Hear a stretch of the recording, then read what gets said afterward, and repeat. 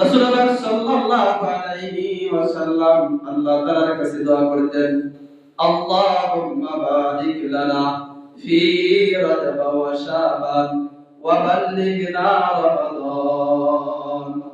আয় আল্লাহ, আপনি আমার হায়াতের ভিতরে বরকত দান করেন, আপনি আমার হায়াতের ভিতরে রহমত দান করেন। আয় আল্লাহ, আমার হায়াত যদি না থেকে থাকে, কমাস কম মাহে রমজান পর্যন্ত আমার হায়াতটাকে দীর্ঘায়িত করে দাও। আয় আল্লাহ, আমার হায়াত যদি নাই থাকে, আমাকে কমাস কম মাহে রমজান পাওয়ার জন্য আমাকে তৌফিক দান করেন। এভাবে রাসূলুল্লাহ সাল্লাল্লাহু আলাইহি ওয়াসাল্লাম আল্লাহ তাআলার কাছে বরকত এবং রহমতের জন্য দোয়া করতেন। রজব মাসের অনেকগুলো বৈশিষ্ট্য রয়েছে। এর ভিতরে এক নাম্বার বৈশিষ্ট্য হলো রজব মাস। আল্লাহ রাব্বুল আলামিন ঘোষণা করে দিয়েছেন, আল্লাহ তাআলা এই আরবি মাস আল্লাহ তাআলার কাছে 12টি মাস তিনি নির্ধারিত করে দিয়েছেন। আল্লাহ তাআলা আরবি মাসগুলো তিনি তার কাছে আরবি মাসগুলো 12টি মাস হিসাবে তিনি ঘোষণা করে দিয়েছেন। আর এই 12টি মাসের ভিতরে 4টি মাস হলো বেশি সম্মানিত হিসেবে আল্লাহ তাআলা ঘোষণা করে দিয়েছে। আল্লাহ রাব্বুল আলামিনের কাছে মাসের সংখ্যা হলো 12টি। আবার এই 12টি থেকে 4টি মাস আল্লাহ তাআলার কাছে বিশেষ কি মর্যাদা সম্পন্ন। আল্লাহ রাব্বুল আলামিন কালামুল্লাহ শরীফের ভিতরে বলেন, ইন্না ইদ্দাতাশ শুহুরি ইনদাল্লাহি ইসনা আশারা শাহরান ফি কিতাবিল্লাহ। আল্লাহ রাব্বুল আলামিনের কাছে 12টি মাস হলো নির্ধারিত। আর এই 12টি মাসের ভিতরে 4টি মাস হলো আল্লাহ তাআলার কাছে বেশি সম্মানিত। ইসনা আশারা শাহরান ফি কিতাবিল্লাহ ইয়াওমা খালাকাস সামাওয়াতি ওয়াল আরদা মিনহা আরবাআতুন হুরুম যালিকা দ্বীনুল কাইয়্যিম ফালা তাজলিমু ফীহিন্না আনফুসাকুম। আল্লাহ রাব্বুল আলামিনের কাছে এই 12টা মাসের ভিতরে আরো 4টা মাসকে তিনি বেশি গুরুত্ব দিয়েছেন, বেশি মর্যাদা সম্পন্ন হিসাবে তিনি ঘোষণা করে দিয়েছেন। এর ভিতরে একটি মাস হলো রজব মাস। কয় 4টি মাসের ভিতরে একটি মাস হলো রজব মাস।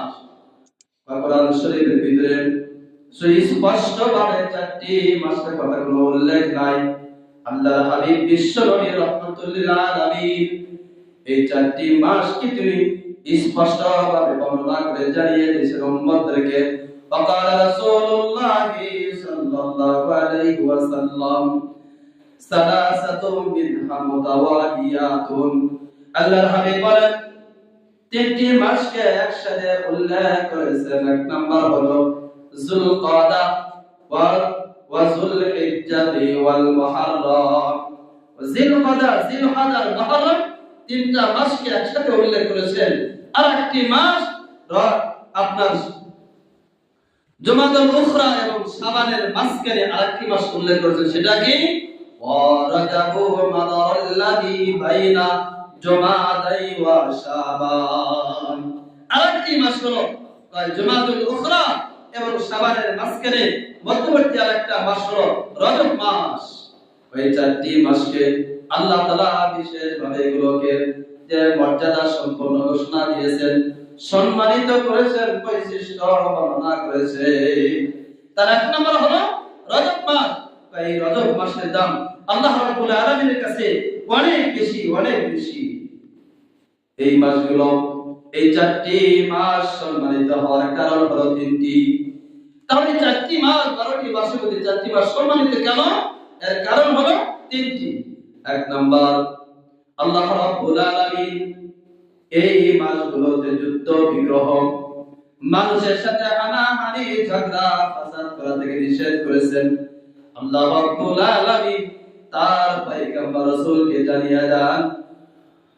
আল্লাহ রাব্বুল আলামিন বলেন, ও আমার পয়গম্বর, ও আমার হাবিব, ও আমার বন্ধু, তুমি তোমার উম্মতদেরকে জানিয়ে দাও, কুল কিতালুম ফীহি কাবীর।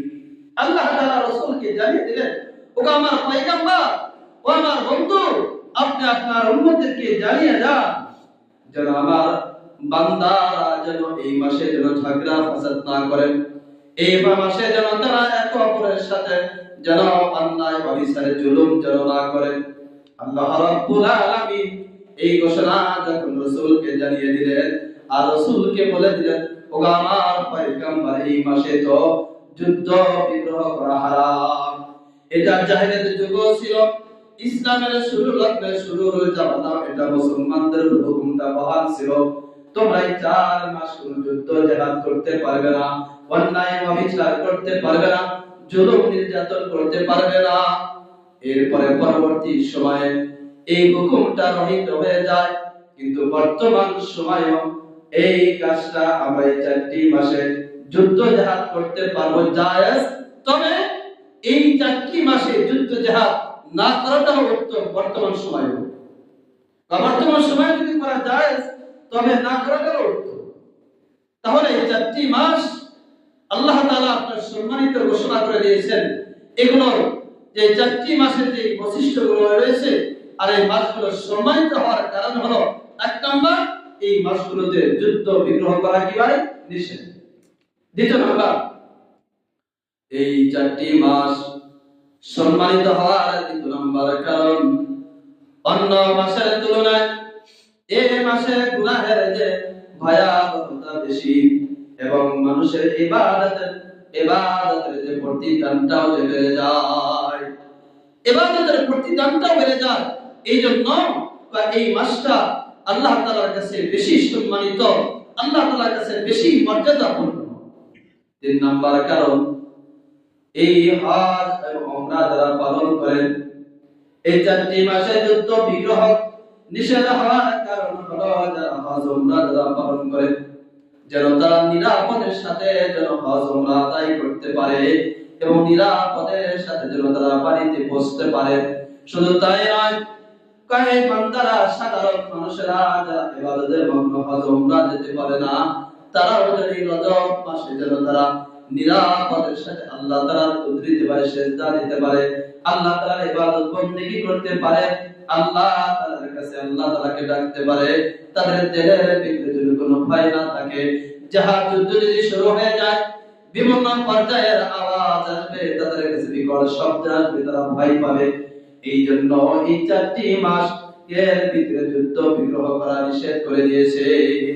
কয়েকদিন কারণে, 1 নম্বর হলো যুদ্ধ বিগ্রহ করা নিষেধ, 2 নম্বর হলো অন্য মাসের তুলনায় এই মাসে ভয়াবহতা বেশি এবং ইবাদতের প্রতিদানও যে বেড়ে যায়। 3 নম্বর হজ উমরা নিরাপদ করার জন্য আল্লাহ তাআলা এই 4টি মাস অন্য কাজগুলো করা নিষেধ করেছে, যেন তারা এইগুলো কাজ থেকে বিরত থাকে। 2 নম্বর, রজব মাসের বৈশিষ্ট্য থেকে 2 নম্বর বৈশিষ্ট্য হলো, এই রজব মাসটাতে হলো ঈমানদার বান্দাদের জন্য হলো আপনার মুক্তির মাস, আর যারা নাফরমান বান্দা যারা তাদের জন্য এটা হলো ধ্বংসের মাস। তাহলে 2 নম্বর বৈশিষ্ট্য হলো এই রজব মাস ঈমানদার বান্দাদের জন্য মুক্তির মাস, আর যারা নাফরমান করে গুনাহে যারা লিপ্ত এদের জন্য এটা ধ্বংসের মাস। পয়গম্বর হযরত নূহ আলাইহিস সালাতু ওয়াস সালাম যখন তিনি তার কওমদেরকে দ্বীনের দাওয়াত দিতেন, একাত্মবাদের দাওয়াত দিতেন, আল্লাহ তাআলা পরন্তর কথা বলতেন, তখন তার কওমের লোকেরা এর পরিণামে পয়গম্বর নূহ আলাইহিস সালাতু ওয়াস সালামকে তারা তিরস্কার এবং রাসূল তার সাথে তারা লাঞ্ছনা করেছে। পয়গম্বর তাদেরকে দিত দ্বীনের দাওয়াত, এর পরিণামে তারা তাকে দিয়েছে লাঞ্ছনা এবং তিরস্কার। হযরত নূহ আলাইহিস সালাতু ওয়াস সালাম যখন তার কওমদেরকে দাওয়াত দিতেন, হে আমার কওম, ইয়া কওমি ইবুদুল্লাহ, পয়গম্বর নূহ আলাইহিস সালাতু ওয়াস সালাম যখন দাওয়াত দিলেন, ইয়া কওমি ইবুদুল্লাহ মা লাকুম মিন ইলাহিন গায়রু, হে আমার গোত্রের লোকেরা তোমরা ভালো করে শুনে রাখো, তোমরা এক আল্লাহ তাআলার ইবাদত করো, আল্লাহ তাআলাকে ডাকো, অন্য কারো তুমি ইবাদত করো না, একমাত্র তোমার ইবাদতের মালিক হলো আল্লাহ। যখন তার এভাবে তার কওমকে ডাক দিলেন, ইয়া কওমি ইবুদুল্লাহ, হে আমার গোত্রের লোকেরা, হে আমার কওমের লোকেরা, তোমরা একমাত্র ইবাদত করো কার? আল্লাহ তাআলার। মালাকুম মিন ইলাহিন গায়রুহু, আল্লাহ তাআলা ছাড়া অন্য কারো ইবাদত করা যাবে না। কয়ভাবে? যখন তার গোত্রের লোকেদেরকে দাওয়াত দিতেন, দাওয়াত দেওয়ার পরে তার গোত্রের লোকেরা হযরত নূহ আলাইহিস সালাতু ওয়াস সালামকে পর্যায় করে তারা বিভিন্ন পর্যায়ে কষ্ট দিতেন, তাকে বিভিন্ন পর্যায়ে তার আচরণ দেখাইতেন। আল্লাহ তাআলা তাদের আচরণগুলো কোরআন শরীফের ভিতরে উল্লেখ করে দিয়েছে। কারণ নূহ আলাইহিস সালাতু ওয়াস সালাম যখন তাদের কাছে তিনি দাওয়াত দিয়ে যেতেন, আল্লাহ তাআলার বাণী শোনাতে যাইতেন, তখন তারা কি করত? এক নাম্বার তারা করত জাদু আসাবিয়াহুম ফি আযানিহিম। এক নাম্বার তখন তারা তাদের কানের ভিতরে আঙ্গুল দিয়ে রাখতো। বা কেন? যেন আল্লাহ তাআলার বাণী শুনতে তারা কিনা রাজি না, তখন তাদের কানের ভিতরে আঙ্গুল দিয়ে রাখতো। ওয়াস্তাগসাউ সিয়াবাহুম, তাদের চেহারার উপরে কাপড় দিয়ে ঢেকে রাখতো। কেন? নবীর চেহারাকে তারা দেখতে কিনা রাজি না। কিন্তু বর্তমান জামানাও দেখা যায় দাওয়াতের তাবলীগের সাথীরা যদি আমাদের কাছে দাওয়াত দিয়ে যায়, অনেক ভদ্র লোকদেরকে দেখা যায় তাদের দাওয়াত শুনতে সে রাজি নয়, বা তাদের থেকে তাদের চেহারাকে তারা ফিরিয়ে দেয়। তারা দাওয়াত দিয়ে যাচ্ছে, তাদের কথা সে শোনে না, তার চেহারাকে অন্যদিকে ফিরিয়ে নেয়, সে বিরক্তিকর মনে করে, না এগুলো কি শুনবো। আবার যদি কোনো ব্যবসা বাণিজ্যে লিপ্ত থাকে, দোকানে থাকে, তখন সে চেষ্টা করে পিছনের দিকে সরে যাওয়ার জন্য। কেন? যেন এই দ্বীনী দায়ী ব্যক্তিদের যেন আমার সামনে না আসতে পারে, আমার সামনে না পড়ে, তাদের কথা সে শুনতে কিনা ভাই রাজি না। তাহলে এই সমস্ত লোকরা কাদের সাথে হবে? হ্যাঁ, ওই জাহিলিয়াতের যুগে যারা কাফির মুশরিক বেঈমান যারা ছিল, নবী আলাইহিস সালাতু ওয়াস সালামদের দ্বীনের কথা যারা শুনতে রাজি ছিল না। কিন্তু বর্তমানে তো এমন কিছু লোক পাওয়া যায় যে তারা দাওয়াত দিয়ে গেলে তারা তাদের থেকে বিমুখ হয়ে যায় এবং তাদের কথা শুনতে কিনা রাজি না। এই জন্য আমাদের কাছে যিনি দাওয়াত আসলে এটা আমরা সকলে এটা কি করব? গ্রহণ করে নিব এবং তাদেরকে কোনো প্রকার কি দেব না, কষ্ট দিব না। এরপরে দুই নম্বর যে কাজ করতেন হযরত নূহ আলাইহিস সালাতু ওয়াস সালাম, যখন তাদের কাছে তিনি দাওয়াত দিয়ে যেতেন, তখন তারা বলতো ক্বালাল মালাউ মিন কওমিহিম ইন্না নারাকা ফি দালালিম মুবিন। তখন তারা বলতো যে ক্বালাল মালাউ মিন কওমিহি, হযরত নূহ আলাইহিস সালাতু ওয়াস সালামের ওই গোত্রের যারা নেতা ছিল, যারা লিডার ছিল, তারা বলতো ইন্না নারাকা ফি দালালিম মুবিন, অবশ্যই তো আমরা তোমাকে তো স্পষ্ট গোমরাহির ভিতরে নিমজ্জিত হতে তোমাদেরকে আমরা দেখতেছি, আমরা তো তোমাকে গোমরাহির ভিতরে দেখতেছি। এই জন্য তার দাওয়াতকে তারা গ্রহণ করতো না। তিন নাম্বার, লা ইল্লাম তানতাহি ইয়া নূহ লা তাকুনান্না মিনাল মুরজিলিন। তারা বলতো, হে পয়গম্বর নূহ, যদি তুমি তোমার সেই দ্বীনের দাওয়াত থেকে যদি তুমি বিরত না আসো, তাহলে আমরা তোমাকে কি করব? অপদস্থ, লাঞ্ছনা, শাস্তি করব। লা তাকুনান্না মিনাল মুরজিলিন। হযরত পয়গম্বর নূহ আলাইহিস সালাতু ওয়াস সালামকে হুমকি দিলেন, তুমি তোমার সেই দাওয়াতের কাছ থেকে ফিরে আসো। আল্লাহ রাব্বুল আলামিন পয়গম্বর নূহ আলাইহিস সালাতু ওয়াস সালামকে জানিয়ে দিলেন, ও আমার পয়গম্বর, আপনি একটা কিস্তি তৈরি করেন, জাহাজ বানান। হযরত নূহ আলাইহিস সালাতু ওয়াস সালাম একটা জাহাজ তৈরি করলেন। দৈর্ঘ্য ছিল, তাফসীরে কিতাবে লেখে, এই জাহাজের দৈর্ঘ্য ছিল 300 হাত লম্বা, 50 হাত হলো প্রশস্ত, আর 30 হাত হলো উচ্চতা ছিল সেই জাহাজের। তখন তার কওমের লোকেরা যখন এই জাহাজের পাশ দিয়ে অতিক্রম করত, পয়গম্বর নূহকে দেখে দেখে তারা তিরস্কার করত, হে নূহ, তোমার এত বড় কিস্তি কোথায় চালাবা? এখান থেকে সমুদ্র তো অনেক দূরে, নদী তো অনেক দূরে, তুমি কেমনে চালাইবা? নাকি তোমার কিস্তিটাকে রাস্তার উপর তুমি চালাইবা? এভাবে বিভিন্ন পর্যায়ে কথা দিয়ে তাকে কষ্ট দিত, তাকে তিরস্কার করত। আর হযরত নূহ আলাইহিস সালাতু ওয়াস সালামকে আল্লাহ রাব্বুল আলামিন জানিয়ে দিলেন, ও আমার পয়গম্বর, এখন আমি প্লাবন দিয়ে বন্যা দিয়ে তাদেরকে ধ্বংস করে দিব। তুমি তোমার সেই অনুসারীদেরকে নিয়ে সেই জাহাজে তুমি ওঠো। হযরত নূহ আলাইহিস সালাতু ওয়াস সালাম যখন তার পুত্রের লোককে যখন সেই কিস্তিতে উঠলেন, জাহাজে উঠলেন, আল্লাহ রাব্বুল আলামিন বলেন ফা আখাযাহুমুত তুফান, তখন তাদেরকে বাতাস এবং প্লাবন তাদেরকে পাকড়াও করলে, ওয়া হুম যালিমুন, আর তারা ছিল কি জালেম এবং আল্লাহ তাআলা অবাধ্যকারী ছিল। আল্লাহ তাআলা তাদেরকে প্লাবনের মাধ্যমে তাদেরকে ধ্বংস করে দিলেন। আর এই ধ্বংস হওয়ার ঘটনাটা কোন মাসে ছিল? রজব মাসের প্রথম তারিখে ছিল। তাহলে এখানে তারা এই সংক্ষিপ্ত আকারে সেই হযরত নূহ আলাইহিস সালাতু ওয়াস সালামের কিছু ইতিহাস জানার মাধ্যমে আমরা জানলাম যে রজব মাসের যে বৈশিষ্ট্য ছিল, 2 নম্বর বৈশিষ্ট্য ছিল রজব মাস হলো ঈমানদারদের জন্য মুক্তির মাস এবং যারা নাফরমান ছিল তাদের জন্য ধ্বংসের মাস। এই ঘটনার যে দুটোই আছে, আল্লাহ তাআলা ঈমানদারদেরকে ওই জাহাজের মাধ্যমে তাদের কি করেছেন? মুক্তি দান করেছেন, ধ্বংস থেকে হেফাজত করেছেন। আর যারা নাফরমান যারা ছিল আল্লাহ তাআলা তাদেরকে সেই প্লাবনের মাধ্যমে ধ্বংস করে দিয়েছে। 3 নম্বর বৈশিষ্ট্য, রজব মাস সংঘটিত হয়েছিল এই রজব মাসে মহা একটি ঘটনা, যেটা আমরা সবাই জানি। একটি যে পবিত্র ঘটনা সংঘটিত হয়েছিল সেটা হলো রজব মাসে রাসূলুল্লাহ সাল্লাল্লাহু আলাইহি ওয়াসাল্লামের ঐতিহাসিক একটি ঘটনা। সেই ঘটনাটা হলো যে মেরাজের ঘটনা। 3 নম্বর এই মাসগুলোর এত মর্যাদা হওয়ার 3 নম্বর বৈশিষ্ট্য হলো এই পবিত্র আপনার রাসূলের মেরাজটা এই রজব মাসে সংঘটিত হয়েছিল। রাসূলুল্লাহ সাল্লাল্লাহু আলাইহি ওয়াসাল্লামের 63 বছরের জিন্দেগিতে তার 2টি ঐতিহাসিক ঘটনা ঘটে। একটি হলো আনন্দময় ঘটনা সংঘটিত হয়, আর একটি হলো দুঃখের যে ঘটনা সংঘটিত হয়।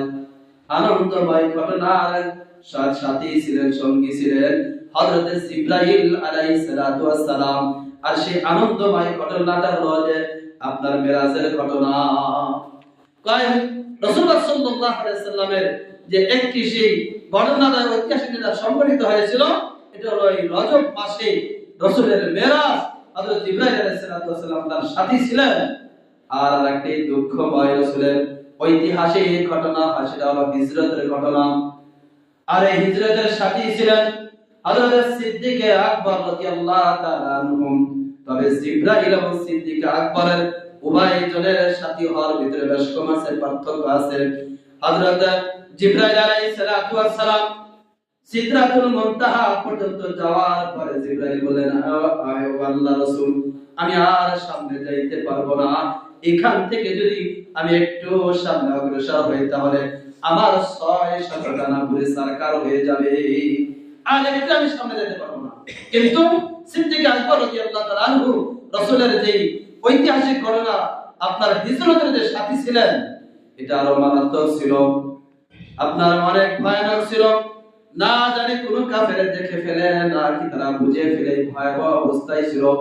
জান চলে যাওয়ার মুহূর্তের সময়ও সিদ্দিক আকবর রাসূল পাক সাল্লাল্লাহু আলাইহি ওয়াসাল্লামের সঙ্গকে তিনি ত্যাগ করেন নাই। শেষ মুহূর্ত পর্যন্ত নিজের জানকে বাজি রেখে সিদ্দিক আকবর দেখা দিয়েছেন যে রাসূলের সাথে সঙ্গ হওয়ার জন্য কিভাবে হতে হয়। তাহলে রাসূলের সাহাবী হযরত সিদ্দিক আকবর রাদিয়াল্লাহু তাআলা আনহু আর জিবরাইল আলাইহিস সালাম কি আছে? পার্থক্য আছে। কিন্তু এর কারণ বর্ণনা করেছেন হযরত জিবরাইল আলাইহিস সালাম যে আমি তো স্বইচ্ছে ত্যাগ করে নাই, আমি আমার সামনে বাড়া কিছু না, অনুমতি ছিল না।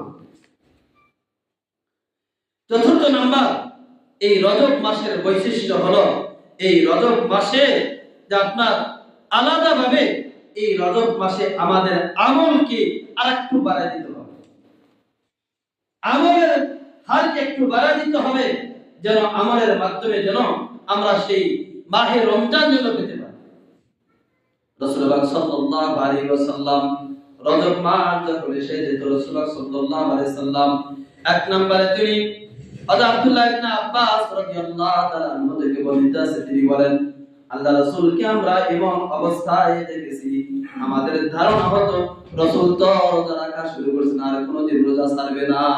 এভাবে রজব মাস আসার পরে নফল রোজাগুলো রাখা শুরু করতেন। আবার তিনি বলতেন, আমরা রাসূলকে এমন অবস্থায় দেখতাম যে আমরা মনে হয়তো রাসূল আর মনে করতো না, রোজা আর রাখতো না, রোজা ভেঙে দিত। তাহলে রাসূলের এই হাদিস দ্বারা বোঝায় রজব মাস আসার পরে তোমরা বেশি বেশি করে রোজা রাখো। দুই নাম্বার, যদি এইভাবে তোমরা রাখতে না পারো, কমাস কম তোমরা অন্তত পক্ষে আইয়ামে বেজরের দিনগুলো রোজা রাখো, 13, 14, 15 তারিখের রোজাগুলো রাখো। তৃতীয় নাম্বার আমল হলো, যদি এটাও তোমরা রাখতে না পারো তাহলে প্রত্যেক সপ্তাহে সোমবার এবং বৃহস্পতিবার রোজাগুলো তোমরা বেশি বেশি করে রাখো। তাহলে এই আমলগুলোর দ্বারা যখন আমরা আমলের হাত যখন বাড়িয়ে দেব, আল্লাহ তাআলার কাছে যখন দোয়া করব, এক নম্বর আমাদের আমল ছিল যে আল্লাহ তাআলার কাছে দোয়া করা, আল্লাহুম্মা বারিক লানা ফি রজব ওয়া শাবান ওয়া বাল্লিগনা রমাদান। এগুলোর মাধ্যমে যখন আল্লাহ তাআলার কাছে কান্না করব, হায়াতের বরকত চাবো, আমার জিন্দেগিতে যখন বরকত চাবো, আল্লাহ তাআলা যখন আমার হায়াতে যখন বরকত দিবে, তখন আমি আর আপনি সে কি রমজান মাস পাইতে পারি। আর যদি না পাই, আমার হায়াত না থাকে, তাহলে আমরা এই আমলগুলো করার